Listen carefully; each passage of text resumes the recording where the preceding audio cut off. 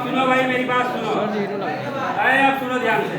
देखो त्रिभुज जो है 6.2 त्रिभुज चालू हो गया। अब सुनो बात को, इसमें 3 प्रमेय था पहले पुराने वाले एनसीईआरटी में, ओल्ड एनसीईआरटी में। अभी जो है एक ही महत्वपूर्ण बच गया है, ध्यान से समझना। पहले 3 को था। पहला ये था जो अभी बताने जा रहा हूँ, थेल्स प्रमेय, हर साल आता है, हर साल। और छोड़ो ना उसको। और दूसरा जो है वो पाइथागोरस प्रमेय है, वो निकाल दिया।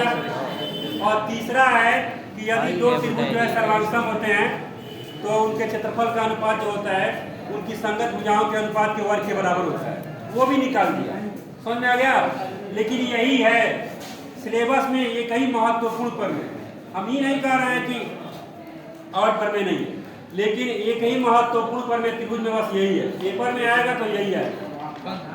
और यही जो अभी देखो, इसको क्या बोलते हैं हम लोग? आधारभूत समानुपातिकता प्रमेय। हाँ, इसी को हम लोग थेल्स प्रमेय भी कहते हैं। समझ में आ गया? और सुनो, जो भी किताब से देख के प्रूफ करना चाहो, बढ़ा चढ़ा के प्रूफ किया है, हमारा समझ लोगे एकदम आराम से पेपर पे हो जाएगा। समझ में आया? चलो सबसे पहले सुने ध्यान से, मैं प्रूफ कर रहा हूँ, ध्यान से समझो, अच्छा से समझोगे सही रहेगा। देखो जी, हम 2-3 बार तुम लोगों को प्रमेय बोल दे रहे हैं, इससे याद हो जाएगा। देखो प्रमेय क्या कहता है?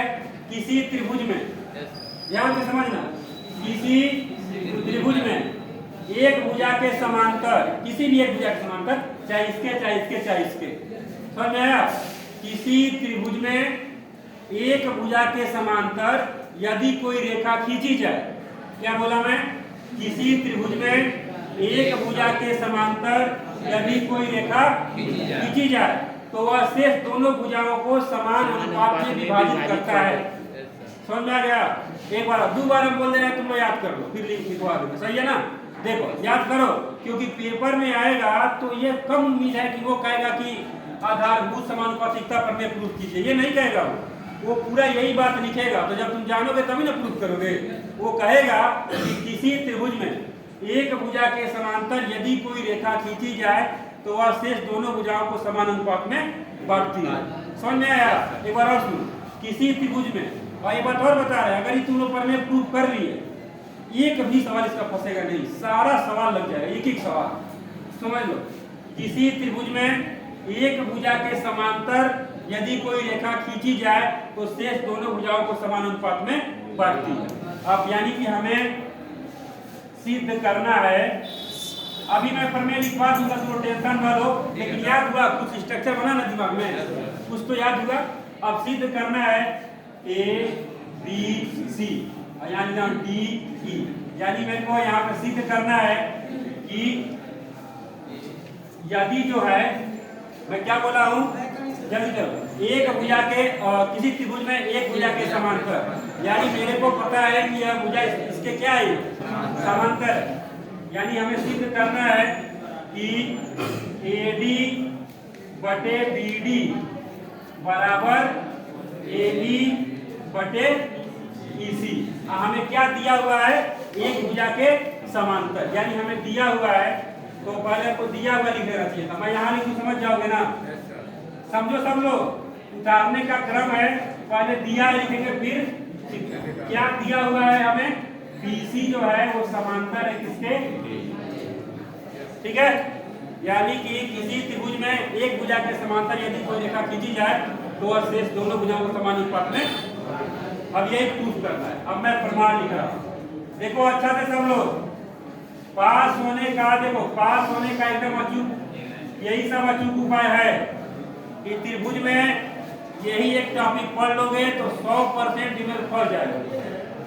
देखो अब प्रमाण देखो भाई, हमें प्रूफ करना है AD बटे DD बराबर AE बटे EC।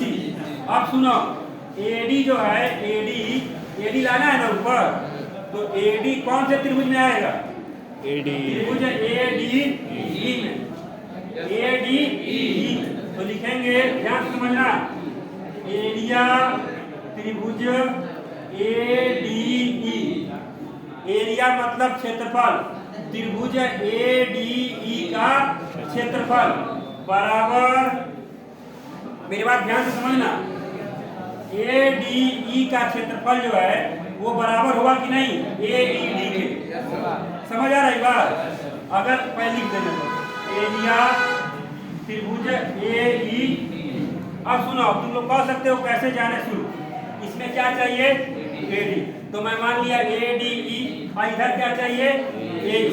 तो देखो AE, अब एक बात समझो अच्छा समझो, भाई देखो ADE, इसमें भी लिखा हूँ ADE और उधर भी लिखा हूँ ADE, एक ही त्रिभुज बनाया दोनों। तो ये बताओ दोनों एरिया बराबर होगा कि नहीं होगा? इसमें कोनो प्रमाण की आवश्यकता? जब एक ही त्रिभुज लिखा हूँ मैं तो उसका एरिया कैसे भी लिखूं तो बराबर ही होगा। अब बताओ कि त्रिभुज का एरिया क्या होता है? 1/2 आधार गुणे ऊंचाई। त्रिभुज का क्षेत्रफल क्या होता है? 1/2 आधार गुणे ऊंचाई। अब चौड़ाई नहीं, 1/2 आधार गुणे ऊंचाई। अब सुनो, आधार तुम तीनों त्रिभुज होता है ना, आधार तुम किसी को भी मान सकते हो, AD को भी, DE को भी और किसी को आधार मान सकते हो, कोई दिक्कत नहीं है। लेकिन एक बात याद रखना, किसी को भी आधार मानोगे तो ऊंचाई चाहिए ना, तो जो ऊंचाई रहेगा उसके सामने से लंब डालोगे। जैसे AD आधार मान लिए तो ऊंचाई कौन रहेगा? अरे समझ में, अगर तुम DE आधार मानोगे तो अरे समझ में, अगर AE आधार मानोगे तो ये समझ में गया सबको? कोई भी हम आधार मान सकते हैं। तो मैं यहाँ पे आधार मानता हूँ AD, 1/2 आधार क्या माना AD। अरे समझ में, अब मैं ऊंचाई किससे मानूंगा? समझ में आया? अब ऊंचाई कभी भी लेंगे तो वो सब कितने डिग्री पर होगा? 90। जैसे सुनो, अगर एक बिंदु है और इस रेखा है, इसकी बीच की दूरी चाहिए, तो बताओ ये दूरी है? नहीं समझ आ रहा है? तो दूरी कौन होगा? जो सबसे न्यूनतम होगी, जो 90 अंश पे होगा, वही क्या होगी? दूरी होगी। तो यह इसका ऊंचाई हो गया। 1/2 आधार गुणे ऊंचाई के जगह पे क्या लिखेंगे? अरे समझ में, अब उसका एरिया चाहिए, उसका एरिया क्या होगा? आधार अब क्या मानेंगे? AE, तो लिखेंगे 1/2 AE गुणे इसका मान लिया जाए ये DM, क्या होगा? गुणे समीकरण। अरे समझ में, अगला सुन, अब नीचे क्या चाहिए तुमको? BD चाहिए। तो कैसे भी करके ऐसा त्रिभुज का नाम बताओ जिसमें BD आता हो। बताओ कौन त्रिभुज है जिसमें BD आ रहा है? ऐसा कोई त्रिभुज बताओ। नहीं है, ऐसा कोई त्रिभुज ही नहीं है। तो हमें रचना करना पड़ेगा। अब बताओ मिला?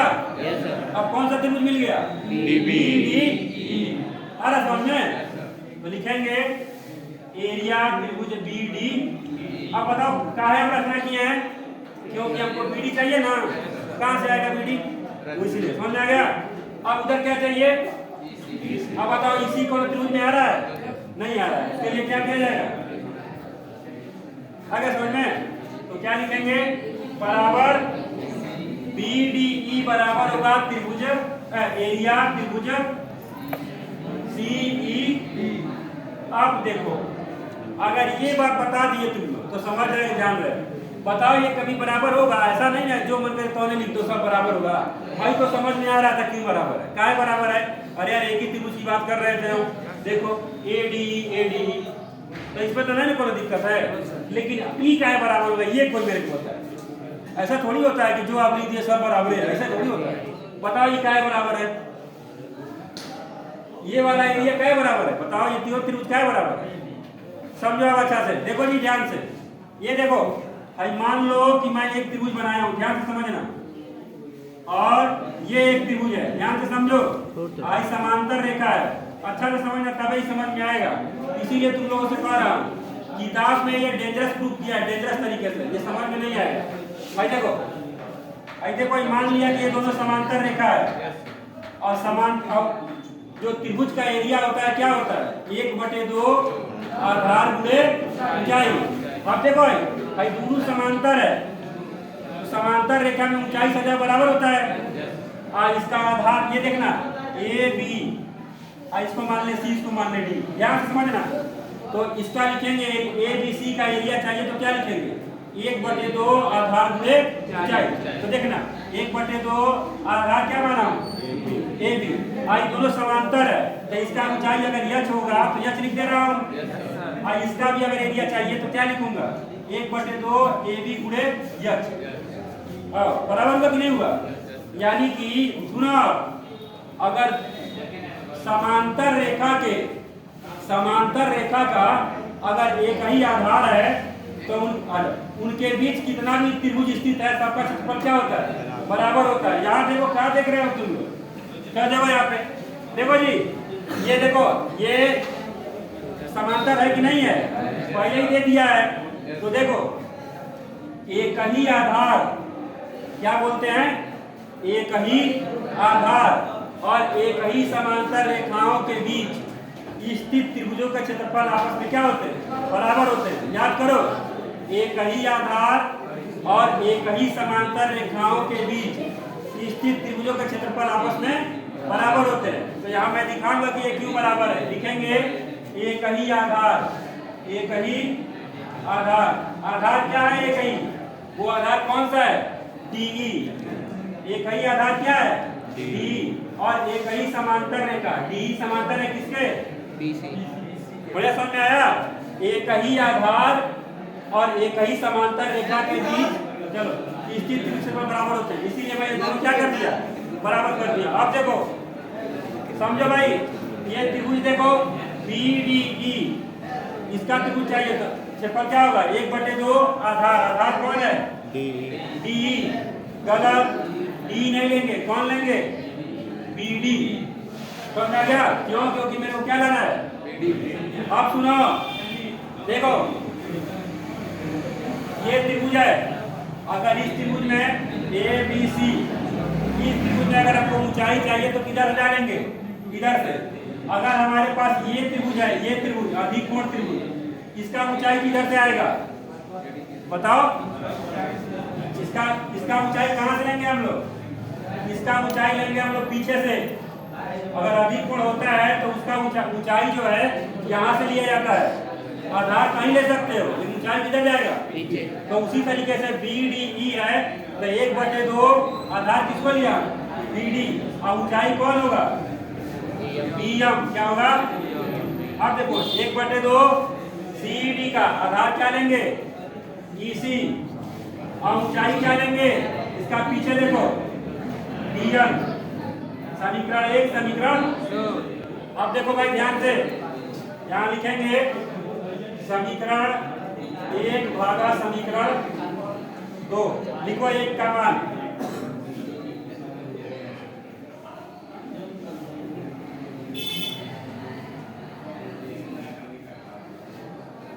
बटे क्या दिया है? 1/2 BD गुणे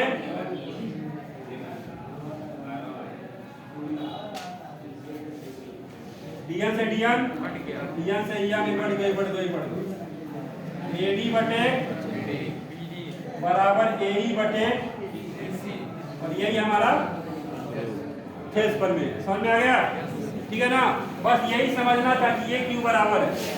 ठीक है, किताब में देखोगे तो ये थोड़ा और विस्तृत प्रूफ किया है, समझ में नहीं आएगा। ये एकदम आसान प्रूफ किया गया। ठीक है, चलो उठा।